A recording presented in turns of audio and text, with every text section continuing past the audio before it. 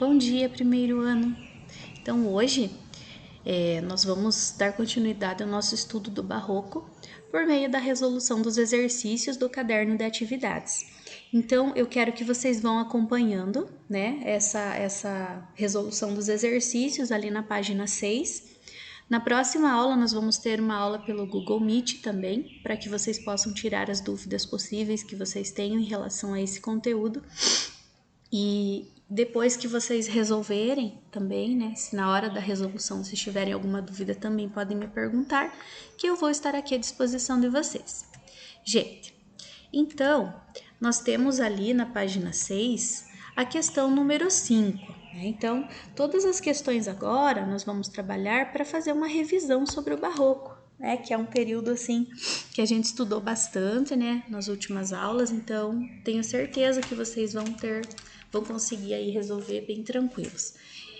Vocês podem fazer o seguinte, tá? É uma dica que eu dou para vocês. Vocês podem primeiro resolver a questão e depois soltar o vídeo, para que vocês possam conferir e ver se o que vocês fizeram está correto ou não. Então, gente, nós temos essa questão número 5, ela fala sobre o Barroco no Brasil, né? Ele pede para você marcar a alternativa correta. Então, o que tem aqui de importante para nós sabermos em relação ao Barroco? A letra A ele fala, volta-se para o passado, aderindo à simplicidade clássica. Aqui temos dois erros. Primeiro, porque ele não aderiu à antiguidade clássica e simplicidade clássica não existiu. Na letra B, nós temos exaltação do nacionalismo e destaque à idealização do índio. Isso, gente, vai acontecer no romantismo, que vai demorar um pouquinho para chegar ainda, tá? Na C, ele fala de valorização da natureza como refúgio, seguro, sereno. Aqui nós temos o arcadismo, que vai ser o próximo conteúdo. Na D, predomina a linguagem rebuscada e uso constante de antíteses e paradoxos. A D, sim, essa letra é a correta, porque nós sabemos que o Barroco traz isso.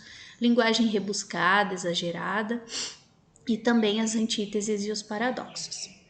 Na letra E, nós temos, predomina uma linguagem mais simples e objetiva. Não temos isso no Barroco, tá? Então, a número 5 é a letra D. 6. Tem um textinho ali, né? Esse textinho para a gente conhecer um pouquinho sobre o que está sendo falado ali e ver a questão. Entre os semeadores do Evangelho, há uns que saem a semear, há outros que semeiam sem sair. Os que saem a semear são os que vão pregar à Índia, à China, ao Japão.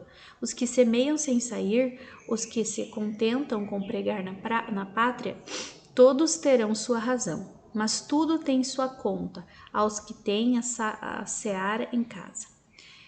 Pagar-lhes a semeadura, aos que vão buscar a seara tão longe, hão-lhes de medir a semeadura, e hão-lhes de contar os passos.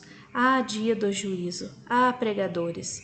Os de cá achar-vos-ei com mais passo, os de lá com mais passos. Então, gente, nós temos ali a questão. Essa passagem é representativa de uma das tendências estéticas típicas da poesia seiscentista. Então, gente, quando a gente fala em poesia seiscentista, né, a gente sabe que ele está falando do barroco, porque o barroco também pode ser chamado de seiscentismo. Então, como essa obra, ela pode ter duas, né, ou ela vai ser cultismo ou conceptismo, a gente vai relembrá-la na aula que a gente estudou, que é o cultismo, geralmente vai aparecer na poesia, né? E geralmente vai ser o jogo de palavras. Então aqui nós temos um jogo de ideias e nós temos uma pregação, um sermão. Então a única resposta correta que seria é o conceptismo, né? Por quê? Porque ele usa recursos da dialética para fazer essa comparação, né? Ele sempre vai comparar a vida real com a vida que está lá na Bíblia para que as pessoas possam compreender aquilo, tá? Aí, gente, na número 7, nós temos ali, a respeito do Padre Antônio Vieira, né? O que nós podemos afirmar sobre o Padre Antônio Vieira? No primeiro aqui, embora vivesse no Brasil, por sua formação lusitana, não se preocupou, na verdade, ocupou com os problemas locais. Falso, né? Por quê? Porque ele se preocupava, ele falava, ele queria que alguma coisa mudasse, né? B. Procurava adequar textos bíblicos às realidades que tratavam. Ó, essa é a resposta certa. Inclusive, a gente viu, né, na questão passada que ele fazia isso. Né? Ele adequava o texto bíblico ao que estava sendo vivido naquele momento. Na C, ó, dada sua espiritualidade, demonstrava desinteresse por assuntos mundanos. Não, ele se preocupava, né? Tanto que a gente viu com essa comparação que ele fez ali no texto. Em função de seu zelo para com Deus, utilizava-o para justificar todos os acontecimentos. Não, ele não fazia isso, né, gente? Por quê? Porque ele tentava mostrar, né, a realidade baseada na parte, na parte bíblica, não que ele justificava tudo o que acontecia pela Bíblia, não era isso, né? Mostrou-se tímido diante dos interesses dos poderosos. Ele nunca fez isso, né? Ele sempre demonstrou muita clareza, muita objetividade quando ele ia escrever. Quer dizer, ele demonstrou clareza e ele demonstrou preocupação quando ele escrevia, né? Aí na questão 8, a preocupação dos autores da literatura brasileira, ó, autores da literatura brasileira, inseridos no período denominado Barroco Era. Qual era a principal preocupação, gente? Era o quê? A gente tem ali, né? Eles valorizavam o conteúdo, tá? Em detrimento da forma. Então, para eles, o conteúdo era mais importante do que a forma. Ó, aqui ele fala recriar a estética do classicismo. Nunca fizeram isso, né? A gente vai ver isso lá no arcadismo, que eles vão retomar alguns elementos. Eliminar elementos religiosos. Não, eles traziam os elementos. E expressar antagonismos da existência humana, não só da existência, né? É de um modo geral. Na questão 9, nós temos assinale a alternativa incorreta. Tá? Incorreta. Gente, sempre marquem quando vocês estão resolvendo a questão o que a questão está pedindo, se é a correta, se é a incorreta, para vocês não se perderem na hora da resolução.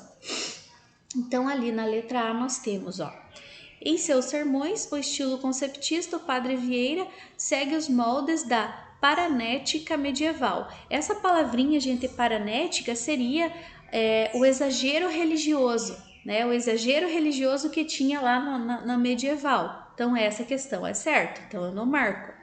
B. Caracteriza o barroco a tentativa de unir valores medievais aos renascentistas. É isso que ele fazia, por causa da dualidade, do antropocentrismo versus teocentrismo que a gente via muito. Na C, o poema épico Prosopopeia, que foi escrito em versos decassílabos, oitava rima, é considerado o marco inicial do barroco no Brasil, é verdadeiro, né? A gente viu inclusive nas aulas anteriores. Letra D. Apesar de conhecido como poeta satírico, Gregório de Matos também escreveu poesia lírica e religiosa. Verdadeiro também. A gente viu que ele fez isso. E a letra E, ocultismo caracteriza-se como uma sequência de raciocínios lógicos, usando uma retórica aprimorada, que despreza a linguagem rebuscada. Né? Então, na verdade, aqui é a questão que a gente tem que marcar, porque ela não despreza essa linguagem, ela valoriza a linguagem rebuscada. E aqui nós temos que ele fala sequência de raciocínios lógicos, não, ele fazia um jogo de palavras, né? Ocultismo. Então, essa questão que tem que marcar.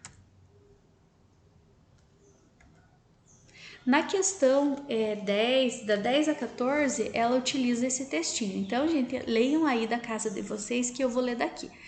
É bem interessante. É o sermão, faz parte da obra Sermão da 60ª do Padre Antônio Vieira. Os ouvintes ou são maus ou são bons. Se são bons, faz neles fruto a palavra de Deus. Se são maus, ainda que não faça neles fruto, faz efeito. A palavra de Deus é tão fecunda que nos bons faz muito fruto, e é tão eficaz que nos maus, ainda que não faça fruto, faz efeito. Lançada nos espinhos, não frutificou, mas nasceu até nos espinhos. Lançada nas pedras, não frutificou, mas nasceu até nas pedras. Os piores ouvintes que há na igreja de Deus são as pedras e os espinhos. E por quê? Os espinhos por agudos, as pedras por duras. Ouvintes de entendimentos agudos e ouvintes de vontades endurecidas são os piores que há. Os ouvintes de entendimentos agudos são maus ouvintes, porque veem só a ouvir sutilezas, a esperar galantarias, a avaliar pensamentos e às vezes também a picar quem os não pica. Mas os de vontade endurecidas ainda são piores, porque um entendimento agudo pode se ferir pelos mesmos fios e vencer-se uma agudeza com outra maior, mas contra vontades endurecidas nenhuma coisa aproveita a agudeza, antes dana mais. Porque quanto as setas são mais agudas, mais facilmente se despontam na pedra. E com os ouvintes de entendimentos agudos e os ouvintes de vontades endurecidas serem os mais rebeldes, é tanta a força da divina palavra que apesar da agudeza nasce nos espinhos e apesar da dureza nasce nas pedras. Veja, gente, que bonito, né? Então, ele utiliza aqui, né, esse jogo de ideias, faz com que as pessoas pensem em relação ao que está sendo trabalhado, ele faz uma relação entre o texto bíblico e as pessoas de modo geral. Então, nós temos ali na número 10. Qual é o assunto do sermão lido? Então, nós sabemos que o assunto é o que, gente? É a pregação da palavra de Deus e como ela é recebida pelos fiéis, né? Então, dependendo de como os fiéis, tem fiel de todo tipo, né? Tem o fiel que é o espinho, tem o fiel que é a pedra, tem o fiel que é a terra boa, né? Tem o fiel que é a terra fecunda e tudo mais, né? Então, tem os bons e os maus, ele sempre fala isso. Então, a pregação da palavra de Deus e a sua receptividade por parte dos fiéis, como ela é recebida, né, pelos fiéis. Na 11, há no texto uma referência à recepção da pregação bíblica, a catequese realizada pelos portugueses. Selecione pelo menos um trecho do texto que exemplifique esse aspecto. Então, gente, nós poderíamos selecionar esse trecho que está aqui, ó. Esse trecho que está aqui, ó. Começando que a palavra de Deus é tão fecunda, né? Explicando que ele faz essa relação ali com a catequese, né? Até aqui, se vocês quiserem grifar, né? Vocês podem grifar, se quiserem escrever, vocês podem escrever. Então, gente, aqui esse aspecto é exemplificado, vamos dizer assim. Ele exemplifica com a analogia do fruto, como seria o resultado da catequese, né? Então, ele quer mostrar que com a catequese não vai ter o ouvinte que vai ser de vontade endurecida, nem o ouvinte que tenha agudeza nas palavras, né? Então, a catequese vai ajudar para isso, tá? Aí na 12. A respeito do público que ouviu os sermões, comente o fragmento. Com os ouvintes de entendimentos agudos e os ouvintes de vontades endurecidas serem os mais rebeldes, é tanta a força da divina palavra que, apesar da agudeza, nasce nos espinhos e, apesar da dureza, nasce nas pedras. Então, gente, o que ele quer que você comente, que você explique ali, né? É uma metáfora, na verdade. É uma metáfora bem ampla, se você for pensar.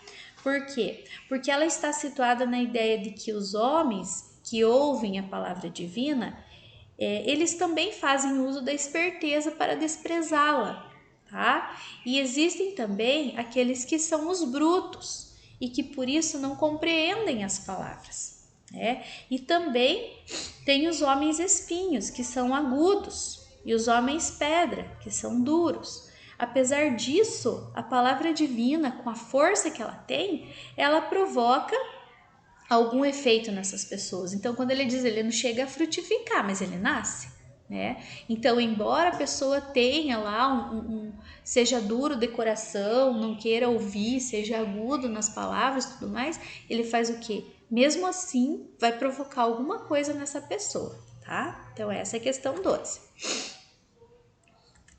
A questão 13, nós temos ali, ó. Contra vontades endurecidas, nenhuma coisa aproveita a agudeza, antes dana mais. Assinale a alternativa em que o sentido dessa frase está adequadamente expresso, né? Tem que marcar a questão que está adequada ali a isso.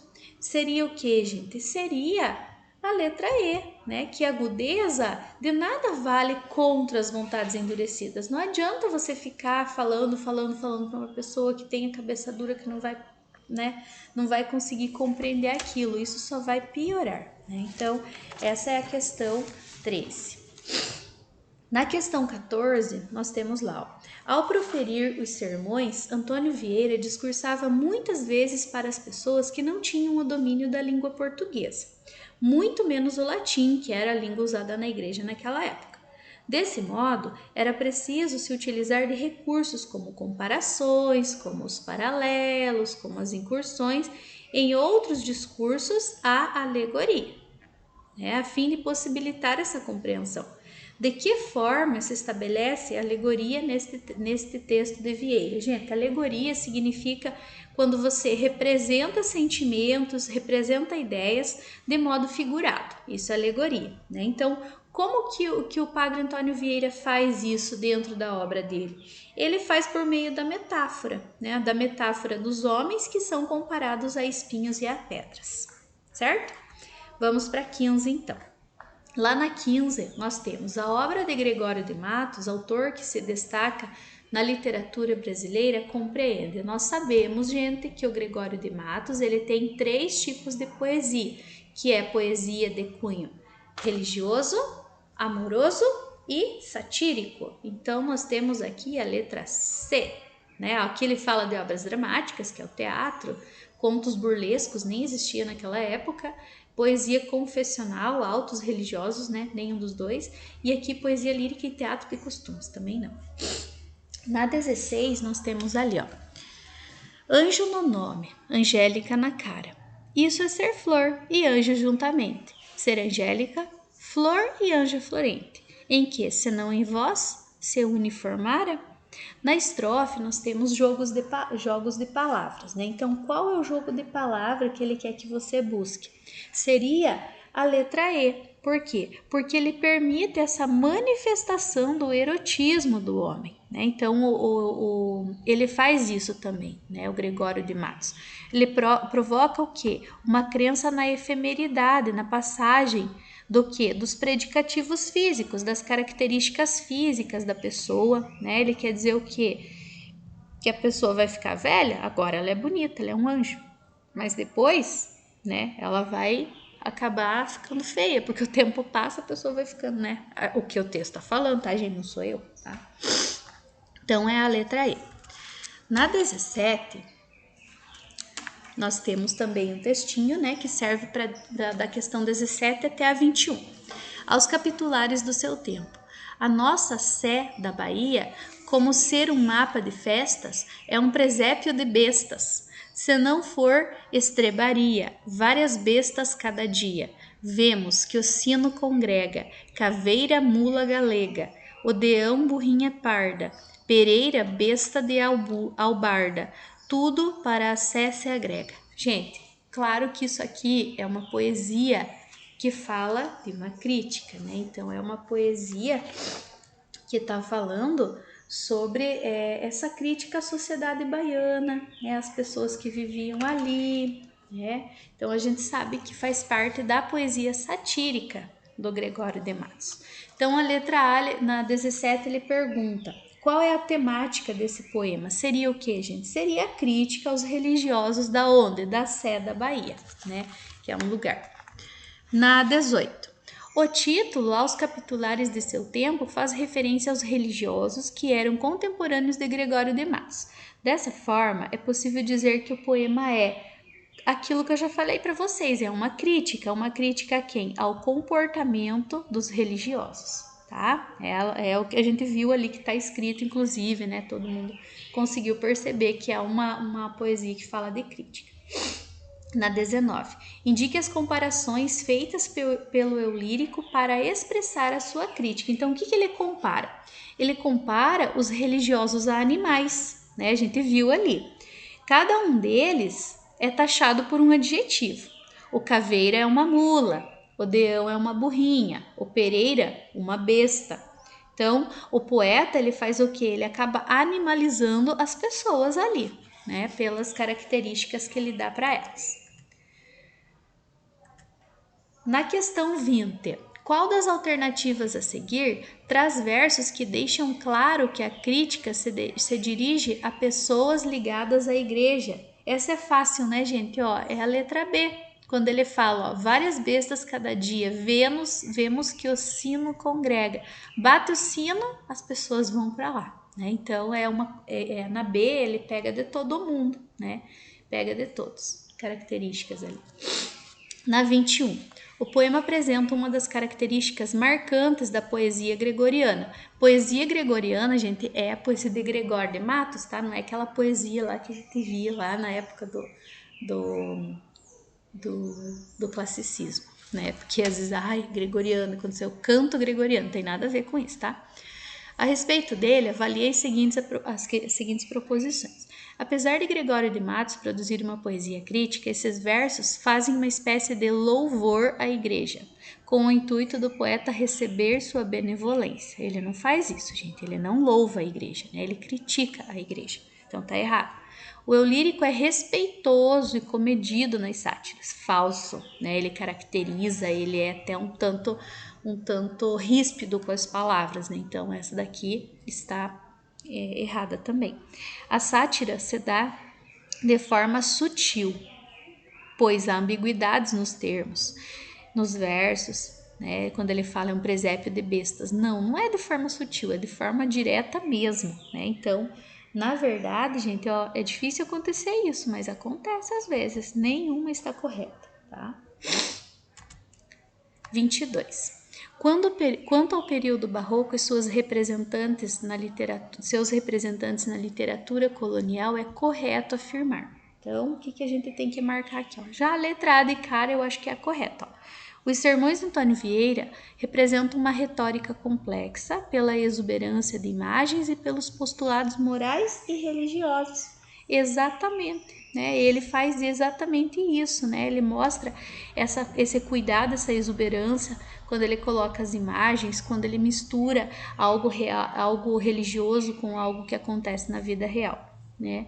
Ali ele fala, ó, a obra de Gregório de Matos se distingue pela sua unidade temática, expressa um tom satírico, não só o satírico, né, gente? Ele tem outras formas de escrita, ele também usa o lírico, ele também usa a poesia religiosa.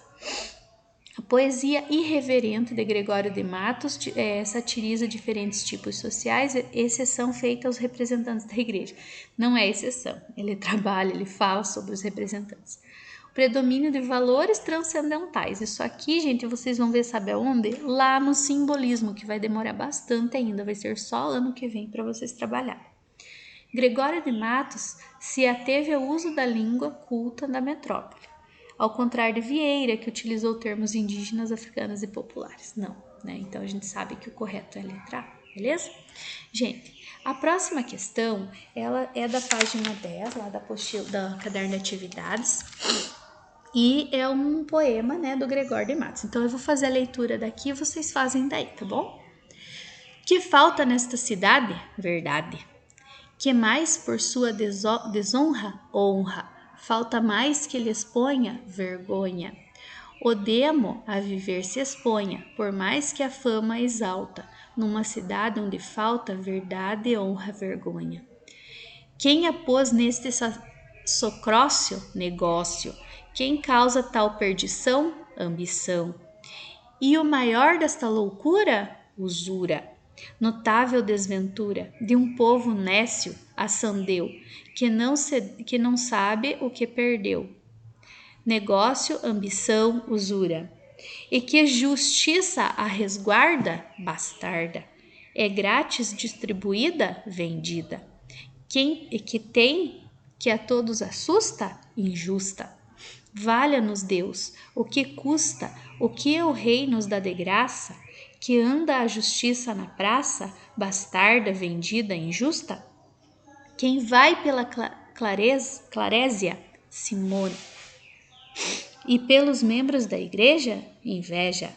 Cuidei que mais se lhe punha, unha, sazonada caramunha, enfim, que na Santa Sé o que se pratica é simônia, inveja, unha.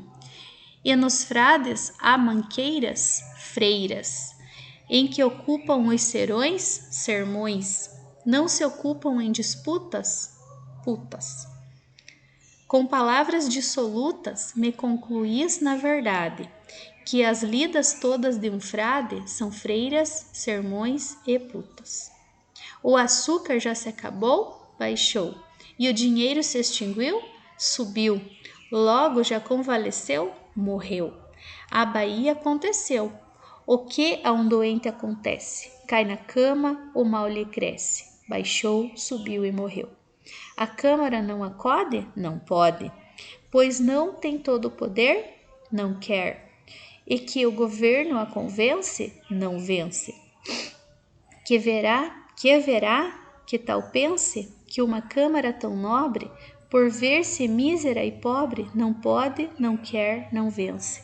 Vejam, gente, quanta crítica a gente pode falar e ver nesse poema, nesse trecho, né? Então, o Gregório de Matos, ele é chamado mesmo de boca do inferno, agora a gente sabe por quê, né, gente? Vejam que língua mais afiada, né? Quanta coisa ele criticou ali, quanta coisa ele falou, né? Então, vamos ver as questões agora. Ali. Então, gente, na letra A, cite 3 instituições sociais que são criticadas no texto. Então, a gente vai voltar ali para o texto, né, para a gente ver. Então, uma das instituições que a gente sabe que é criticada é quando ele vem aqui, ó, tá? Nesse trechinho aqui. Se vocês quiserem grifar lá e depois só escrever, né, coloca, por exemplo, aqui o número 1 e daí lá embaixo na questão vocês põem número 1 e qual é a instituição que está sendo criticada. Então, aqui, quem que está sendo criticada? A justiça. Né? Então, a segunda, gente, nós temos aqui, né, também esse trecho, vocês podem pôr o número 2 lá, e aqui quem está sendo criticada é a igreja, e nessa daqui nós temos o número 3, que vocês podem colocar lá, que quem está sendo criticada aqui são os políticos, né? Então, são 3 críticas ali que são feitas nessa obra, isso na questão da letra A. Na letra B, destaque 3 versos nos quais Gregório de Matos expõe a decadência econômica da sociedade baiana no século XVII. Né? Então, aonde que a gente pode ver essa decadência também, gente? Ó, nesse daqui, o açúcar já se acabou, baixou, e o dinheiro se extinguiu, subiu, logo já convalesceu, morreu. Então, aqui a gente pode colocar como exemplo da letra B, tá? Letra B. Beleza, gente?